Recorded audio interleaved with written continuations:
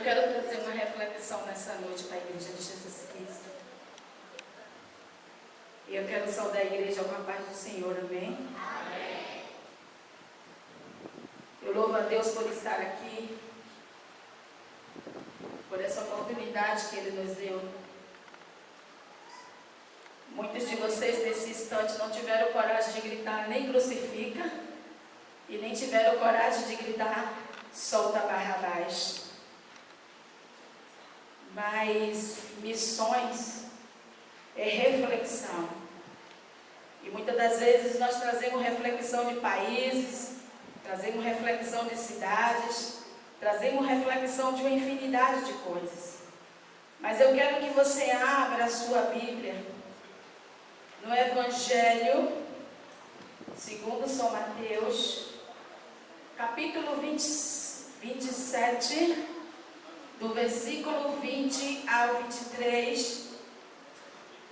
Hoje alguns de nós estamos caracterizados de judeus, e as mulheres judias geralmente elas usam véus em suas cabeças e roupas muito simples. Elas não usam estampa, geralmente lá em Jerusalém, em Israel. As mulheres se vestem de marrom, de preto, de azul marinho, que além de ser uma cidade onde tem muita poeira, essas roupas, segundo os estudiosos de lá, eu tive a oportunidade, dada por Deus, de estar lá em 2013, em Jerusalém. Passei em Israel, Jerusalém, alguns lugares que o nosso Senhor Jesus Cristo esteve. Eu tive o privilégio de passar lá, de estar lá, de andar dentro da Bíblia, não só literalmente, mas verdadeiramente. E eu confesso a vocês que de tudo que Deus já me usou e já fez através de mim em missões, eu nunca fui tão impactada como entrar na cidade de Jerusalém. Eu nunca chorei tanto em nenhum campo missionário como eu chorei quando eu cheguei no Gólgota, que lembrei do sacrifício de Jesus por mim e por você. Quando eu tive a oportunidade de entrar mesmo dentro do túmulo de Jesus, eu saí de lá carregada, porque eu não tive condições de sair com as minhas pernas andando. O impacto no meu coração, nas minhas emoções, no meu sentimento, em tudo que eu já tive a oportunidade de ler na palavra de Deus, não se comparava à experiência de estar dentro do túmulo de Jesus. Não se comparava. E quando eu cheguei aqui hoje, as minhas emoções ficaram afloradas, porque sempre, não é só hoje, basta falar de missão e eu não consigo ficar sem chorar. Eu até me esforço para não chorar, mas eu não consigo ficar sem chorar quando se fala de missões, quando se fala de chamado, quando se fala de ide, quando se fala que eu tenho que ir a algum lugar porque Ele me escolheu. É um impacto muito forte para mim, toda vez que eu tenho a oportunidade de vir a Salvador e participar do culto da obra missionária, aonde eu nasci espiritualmente, que é aqui em Pitanguera. Na minha época era ali a igrejinha do outro lado da rua, e eu chorava sempre. Eu não conseguia dizer. Meu coração ele ardia quando se falava de missões. Meu coração ardia quando eu ia fazer pesquisas para trazer para a Igreja de Jesus Cristo algo relacionado a missões, Eliseu. O meu coração queimava e eu chorava, e naquela época a tecnologia não é como hoje, que você abre o Google, faz uma pergunta e o Google te responde. Em 98, a tecnologia era bem pouquinha. Muitas das vezes a gente tinha que ir a pé para a capelinha, para determinados lugares, para adquirir material para fazer o culto de missões acontecer. E eu chorava. E quando eu vi hoje os frutos das minhas lágrimas de manhã, aqui na consagração, os discípulos, como Jesus disse que era para eu fazer discípulo, era para você fazer discípulo, era para você fazer discípulo, era para você fazer discípulo, era para você fazer discípulo, era para você fazer discípulo, era para a igreja de Pitangueira fazer discípulo. E eu vi uma discípula minha nesta manhã, na consagração, pregando lindamente para a glória de Deus, e eu comecei a chorar porque eu vi o fruto do meu discipulado dentro de Pitangueira. Eu vi Joyce, a esposa do presbítero Fábio da Fazenda Grande 2, pregando nesta manhã. Eu vejo Joyce, a esposa de Gilmaro, fazendo o que Deus manda, se envolvendo em missões, foi minha discípula de Pitangueira.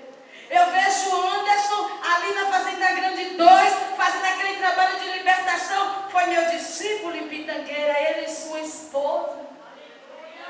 Então o meu coração, quando eu venho a Salvador, ele fica cheio de alegria, porque eu fiz discípulo e frutos dignos de arrependimento, porque hoje eu vejo os meus discípulos fazendo o que eu faço, pregando a palavra de Deus sem nenhum impedimento humano, porque Jesus disse que foi Ele que nos escolheu. E eu chorei de manhã, quando eu vi os meus frutos digno de arrependimento dentro da igreja. E a pergunta é: você está fazendo discípulo? Tem alguém parecido com você? Tem alguém fazendo dignamente o que você faz?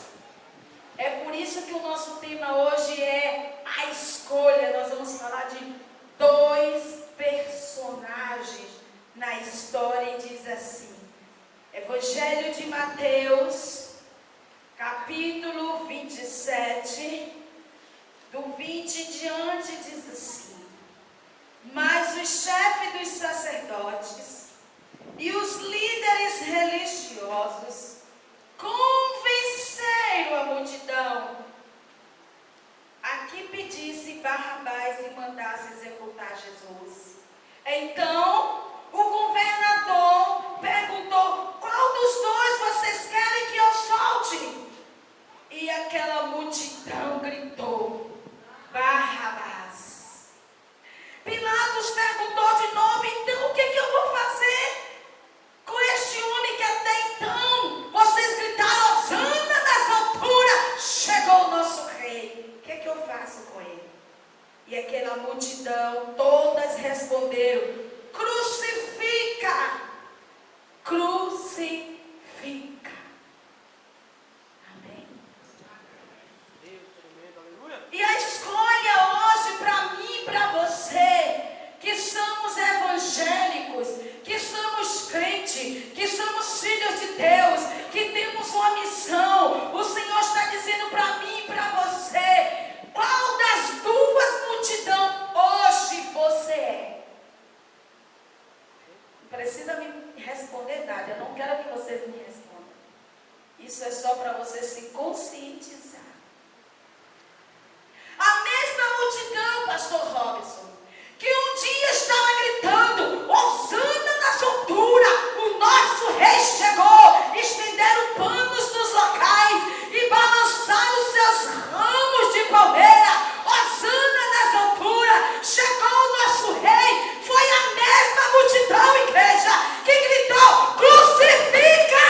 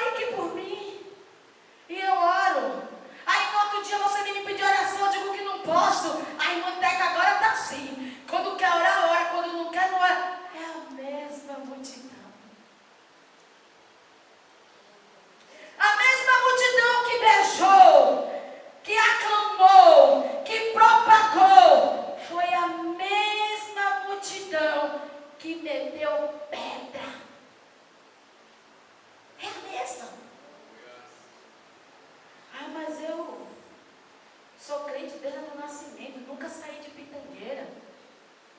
Não, não sou assim não. Não. Era a mesma multidão. Era a mesma.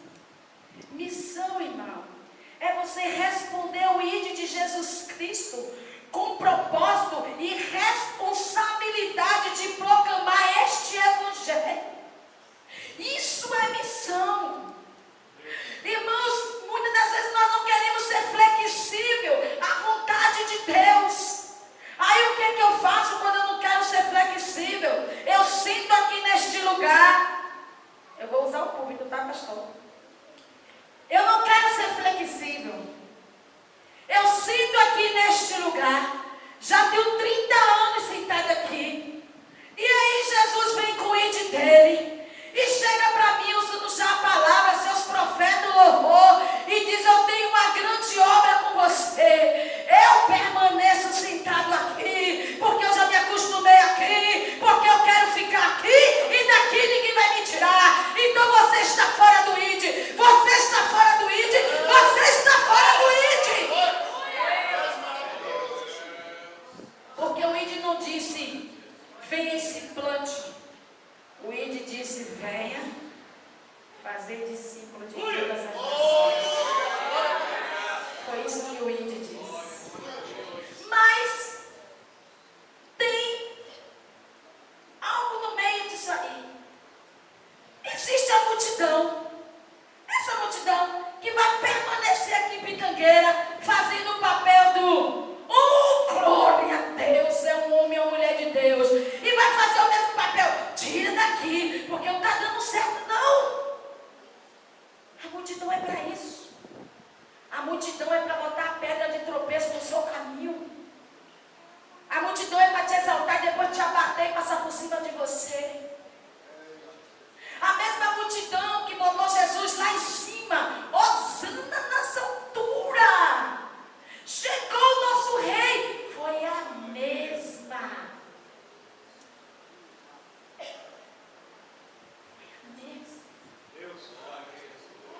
Missão é você responder esse ID. É você ter compromisso com esse ID. Na consagração o pastor falou, traz o pecador. Traz o pecador, mas só chovia e já faltou um monte de crente. Só bastou chover. Ainda bem que eu sou aquele barro, que sou quebrada. Mas não derreto com facilidade, não. Mas posso ser quebrada. Não tem problema nenhum no dia que o oleiro quiser me moldar. Irmãos, o missionário é uma pessoa que é enviada. E ela, quando é enviada, ela tem uma visão para cumprir o chamado dela dentro do propósito de Deus. E isso está em Atos dos Apóstolos, capítulo 13. A palavra diz lá em Atos dos Apóstolos que estava reunido ali em oração, adoração e jejum. Não foi de qualquer jeito que aquele povo estava ali. Aquele povo estava ali, irmãos, fazendo algo sobrenatural. Atos dos Apóstolos, capítulo 13, o versículo 1 ao versículo 3 diz assim: louvado e engrandecido seja o nome de Jesus. Olha só, eu vou parafrasear. Na igreja de Pitangueira, havia profetas e mestres. Barnabé, Simeão chamado Níger, Lúcio de Cirene, Manaém, que foram criados por Herodes, o tetrarca, e Saulo. Agora, olha o que é que eles estavam fazendo. Estavam fofocando? Não.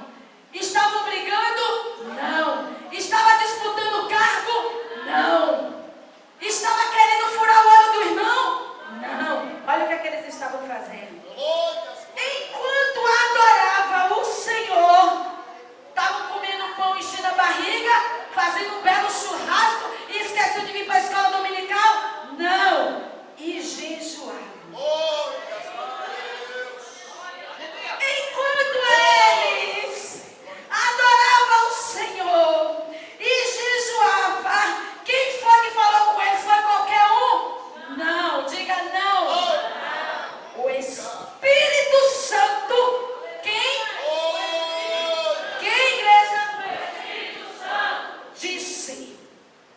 Espírito Santo fala. Aleluia.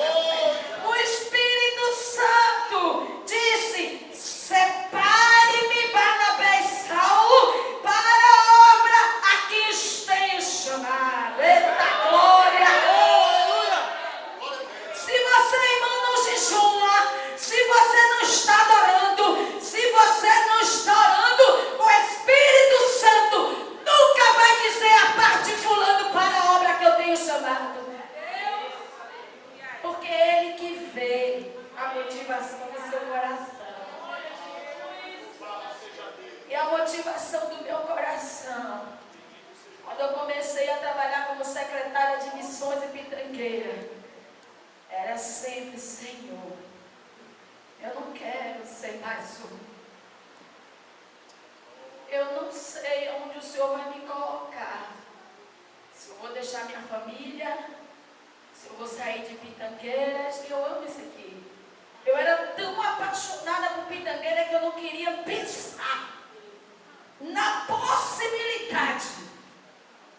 Só que, irmãos, não troque o amor e o ídolo do Senhor por lugar nenhum. Porque a perfeita vontade de Deus, Eliane, é você estar aonde o Senhor quer que você esteja e não aonde você acha que deve estar. Porque todo mundo diz: Senhor, eu quero a sua vontade, eu quero a sua perfeita e agradável vontade. Aí na hora que Deus diz: levanta daqui e vai para acolá. Ah não, Senhor, eu não tenho chamado para esse negócio, eu nem sou missionário. Irmão, missionário é alguém que decide no coração servir ao Senhor em espírito e em verdade.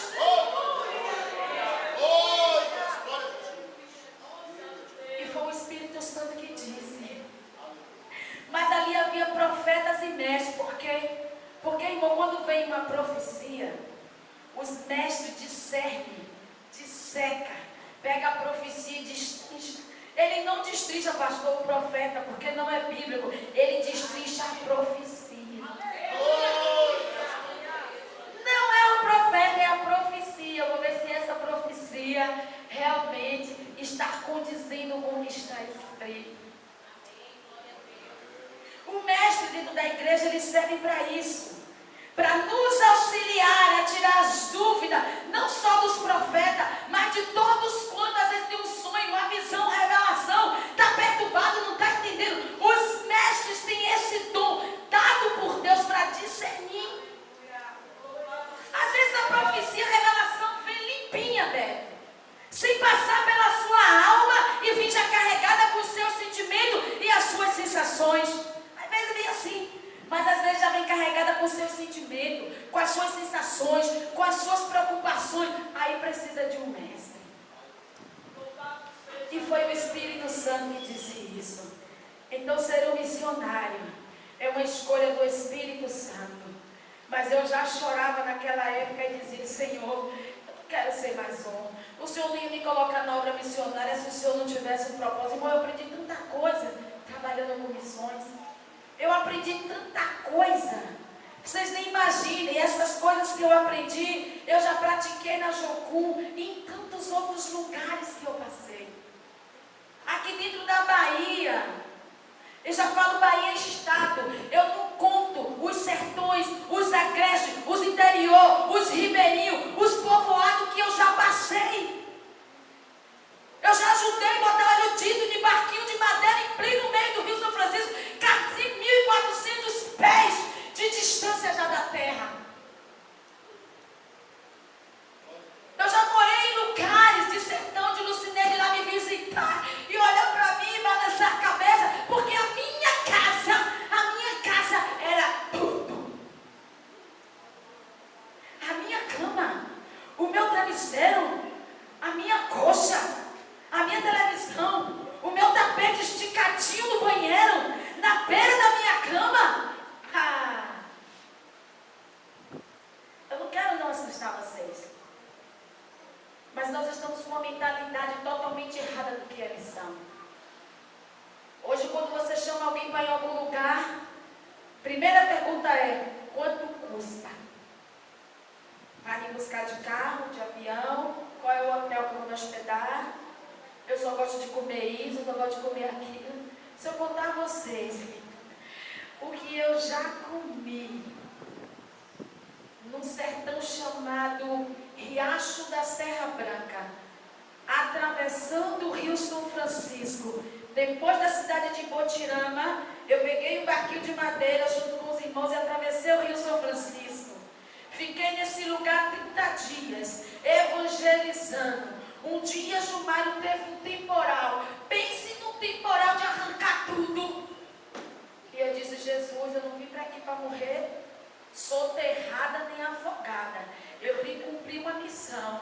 Eu quero sair desse lugar viva. Cessa esse temporal, cessa esta chuva, porque está acabando com a plantação dos teus filhos. E a chuva cessou. E quando nós saímos de manhã, 5:30 da manhã, para ver o que sobrou, nós choramos. Porque o rio subiu e arrastou tudo. Derrubou árvores que 2 homens não abraçavam. O rio saiu levando toda a plantação. E nós olhamos aquilo e choramos. E chegamos na casa da irmã, onde eu estava hospedada. E ela ficou envergonhada quando ela me recebeu. Ah, missionária, aqui não tem nada, o que eu posso fazer? Porque o pessoal de lá dos ribeirinhos, eles são assim. Quando você chega, ele quer te dar o melhor. Mas sabe o que era que tinha aquele dia lá, Zito? Ela disse: o que eu vou fazer? Eu disse: você não tem nada aí? Ela disse: missionária, tinha uma carne ali, mas eu acho que a carne ficou ruim. Eu disse: deixa eu ver a carne. E era uma carne seca, que a gente chama aqui de carne de sertão. E quando eu peguei aquela carne na vasilha, aquela carne estava cheia de morotó. Cheia. Para vocês que ficam aí escolhendo comidinha, você não tem chamado não, tá? Fica aqui mesmo com multidão. E eu peguei aquela carne, olhei assim, ela com vergonha de mim. Eu disse: Jesus. Minha irmã Lucineide, a minha testemunha, eu era muito enjoada. Não comia qualquer coisa. Não comia qualquer coisa. Fazia igual a Pedro. Nunca entrou coisa imunda na minha boca, Senhor. Peguei a carne na cozinha da casa dela. Cheguei assim do lado da janela. Tinha uma janela aqui. Toda a cozinha de roça tem uma janela. Fiquei batendo a carne para os morocó cair. E eles caíram e eu bati na carne. E a água estava lá no fogo.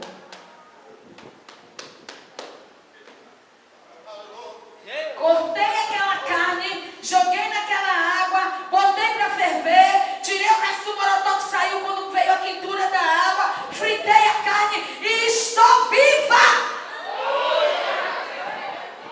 Eu e aquela família comemos aquela carne com farinha.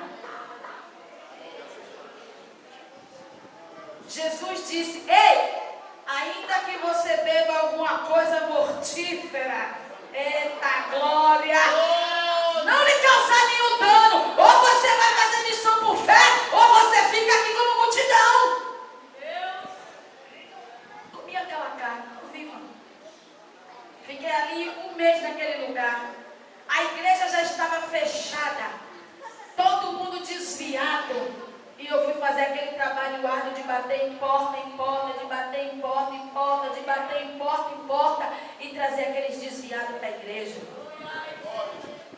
Quando foi no domingo de noite que eu fui para lá ministrar, que eu chego lá, que bonitinho, tinha mais de 20 pessoas, tudo sentadinho, esperando para ouvir Jesus.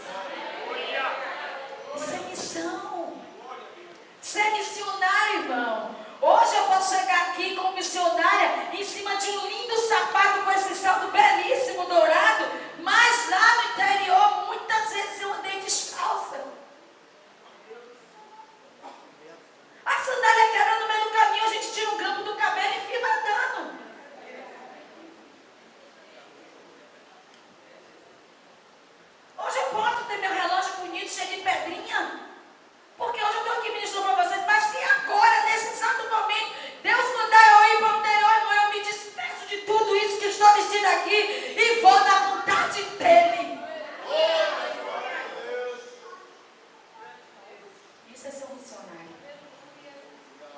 Seu missionário ia chegar na cidade de Igarité. O que eu acho interessante é que o único lugar que eu já viajei, fazendo missões, e Lucinete não foi, só foi no Paraguai. Mas ela foi com o pai de joelho dela e com a Nica. Todo mês a Nica caía lá. Ela foi assim. Foi o único lugar, nesses 20 anos que eu estou caminhando com Jesus na missão, foi o único lugar que ela não foi, só foi no Paraguai. Onde eu sofri muita discriminação porque sou negra. Mas fiquei lá, firme e fiel, 30 dias. Ouvindo de short, de outro, mas fiquei lá. Sendo ameaçada de ser apedrejada, porque no lugar que eu fiquei no Paraguai, na hora que a gente acabava de sair de uma casa, evangelizando aquela família, no outro dia a gente ficava sabendo que aquela casa foi apedrejada. Mas hoje, os missionários de luxo, não quer não fazer esse tipo de missão. A minha maior alegria são as marcas que já tem em mim, por onde eu passei e o que Deus já fez através de mim. Isso enche meu coração. O que enche meu coração, irmão, não é ter ido a Jerusalém.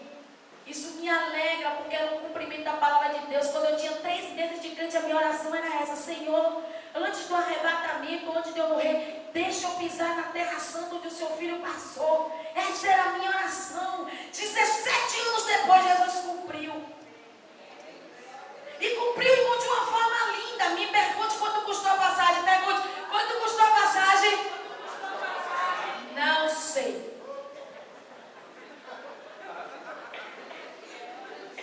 Não sei.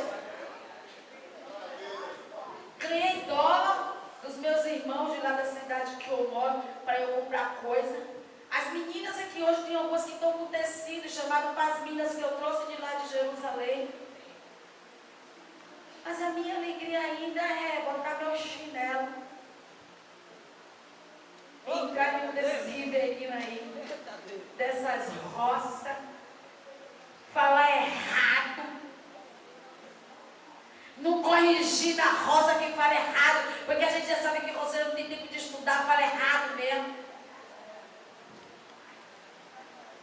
Mas a nossa tecnologia avançada hoje está chamando a gente para ser teólogo. E aí, quando a gente faz teologia, a gente fica besta.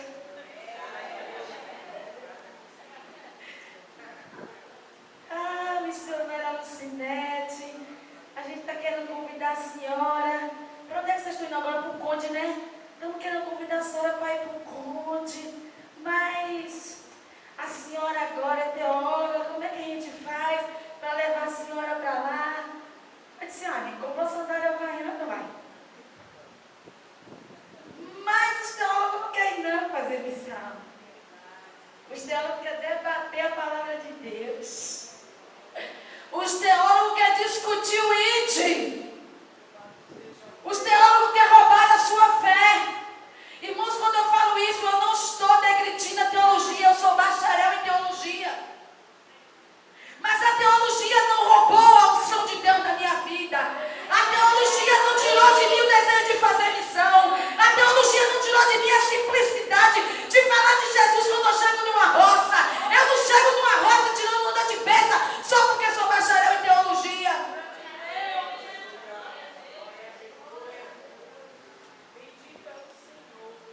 Eu me formei no ano passado.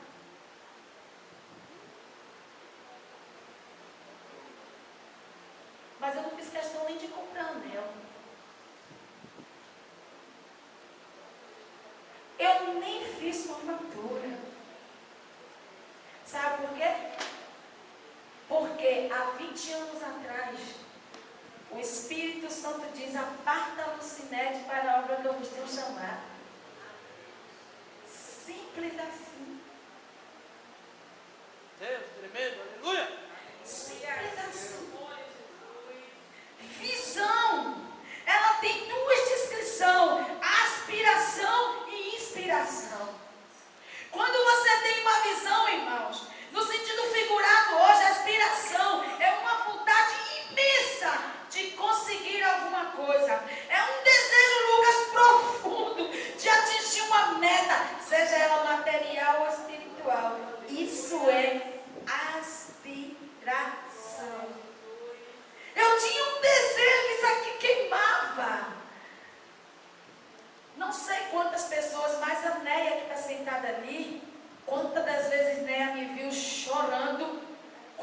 Deus me chamava para ir para algum lugar fazer missão e eu não tinha verba. Porque ninguém conseguia acreditar que eu ia para fazer alguma coisa, sabe por quê? Eu nunca propaguei o que Deus me usava para fazer nos interior. Não que eu não quisesse que a igreja soubesse o que eu estava fazendo, mas eu sei que muitos que pisam nesse altar para falar de missões se exaltam, e eu não queria isso. Eu queria simplesmente ser aquele missionário, como lá no presídio. Ninguém sabe na minha cidade que eu trabalho no presídio. Sabe que horas eu chego no presídio, igreja? Vocês acham que é de manhã? Vocês acham que é de tarde? Eu chego lá às 19h30 da noite, toda segunda-feira. Você acha que eu levo uma multidão? Eu já tive uma multidão, mas sabe o que a multidão fez? Desistiu, porque não tem coragem de enfrentar o perigo junto com Jesus. Hoje só tem comigo 2 jovens, um que canta e o Beck. E nós 3 ainda lá toda segunda-feira, pastor, 19h30. Presídio de homem. E saímos de lá toda segunda-feira, às 20 para as 10 da noite. Deus poderoso. Eu já tinha algum tempo sem ir lá. E eles me mandaram uma carta, falando que estão sentindo a minha fome, que é para eu voltar. Toda segunda-feira eu estou lá com homens de alta periculosidade. Com homens que quando eu chego perto, os demônios me olham tipo assim, vamos tirar essa mulher daqui, porque tem tanta gente aceitando Jesus, daqui a pouco ninguém é traficante nesse lugar, daqui a pouco ninguém traz mais celular roubado, daqui a pouco ninguém traz droga mais para esse lugar, porque toda vez que eu chego lá, eu ganho gente para Jesus. Eu já ganhei, só em pouco tempo lá, mais de 70 homens para Jesus. E eles riem comigo quando eu digo assim, ó, nós, filhos de Deus, queria falar com vocês quando vocês estavam lá fora, lindos e belos, livres, pulando de galho em galho. Vocês não quiseram, agora vocês são obrigados a me aturar.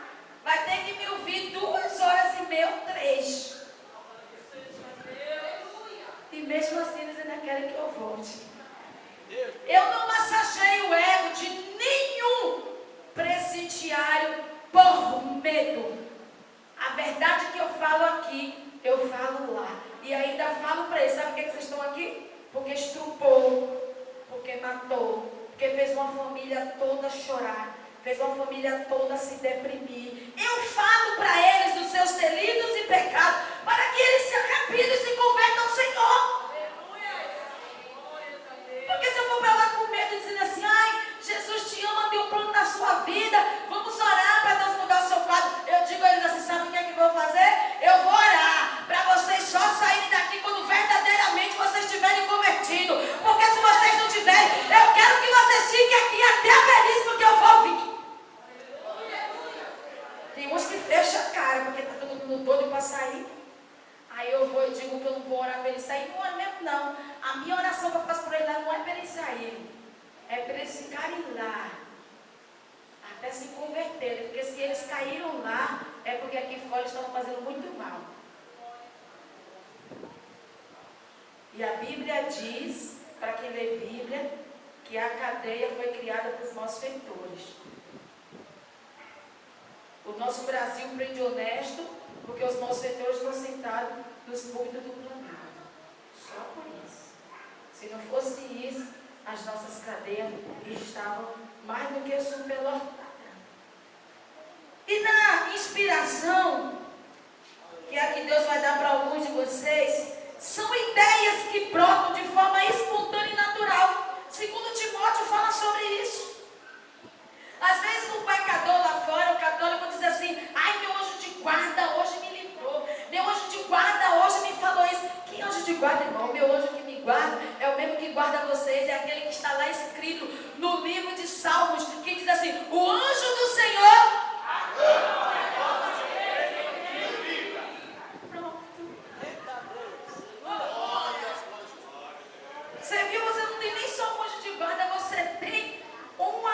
legião de anjos que acampam ao seu redor e o livra. Isso é inspiração, é quando o Espírito Santo te dá ideias. Brota da sua mente coisas que você nem imaginou, nem estudou. De repente você vai assim, meu Deus. Tem coisa lá em casa que eu já escrevi, que quando eu volto para ler, eu digo assim, meu Deus do céu, misericórdia, eu escrevi isso aqui. Não, claro que não foi eu. Ele tomou a minha mente e fez eu escrever. Tá lá, pronto, tinha um monte de coisa no meu computador. Tinha coisa naquele computador. Valores são princípios ou crenças que servem de guia ou critério para o comportamento, atitudes e decisões de todas e quaisquer pessoas, levando a ética do seu chamado. Isso são os valores que nós temos que levar para a missão. Levar para a missão é você ter a responsabilidade. Levar para a missão é você guiar, é você ter critério, é você ter um comportamento que as pessoas olhem para você e digam assim, eu quero ser igual a fulano. Tem uma jovem na minha igreja que disse assim, eu quero ser igual a pastora Teca. Eu disse, minha filha, não tem problema, porque os discípulos também disseram isso para Jesus. Mas Jesus disse assim, tudo bem, vocês podem até tomar do meu cálice, mas espera aí que vocês vão ver que não é tão fácil assim. E depois os discípulos viram que ser igual, parecer com Jesus não era tão fácil daquilo. Nunca vai ser fácil, mas a gente tem que se esforçar sempre. E eu disse a ela, você pode até ser igual a mim, porque eu estou aqui mesmo para isso, é para fazer discípulo, é para formatar pessoas com o meu caráter, é para formatar pessoas com a fé que eu tenho,